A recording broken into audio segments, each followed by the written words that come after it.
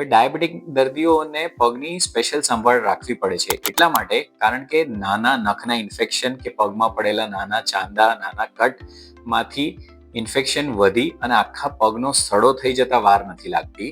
એ સડામાંથી gangrene થઈ અને sepsis જેને જીવલેણ રોગ કહીએ છીએ એ પણ તરત થઈ જતું હોય છે. એટલે જો ટાઈમલી સારવાર મેડિકલ પ્રોફેશનલ પાસે ન લઈએ તો જીવલેણ રોગ થઈ શકે છે.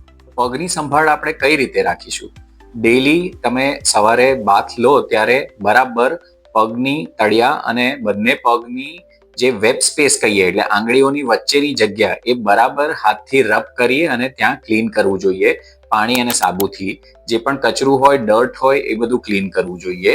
તમારા નખ રેગ્યુલરલી કાપેલા હોવા જોઈએ અને નખની અંદરનો મેલ નિયમિત રીતે ક્લીન કરવો જોઈએ. એકવાર આખું ક્લીન થઈ ગયું પછી ચોખ્ખા કટકાથી કે ટોવેલથી એને સાફ કરી અને બહુ ઘસ્યા વગર ડેમ્પ કરીને ડ્રાય કરવું જોઈએ. પગ ટોટલી ડ્રાય થયા પછી એની ઉપર મોઇશ્ચરાઇઝિંગ લોશન લગાવવાનું. પછી ઇઝીલી સોફ્ટ મટીરિયલના મોજા એટલે કે સોક્સ પહેરી અને એની ઉપર પછી તમારું રેગ્યુલર ફૂટવેર પહેરવું જોઈએ.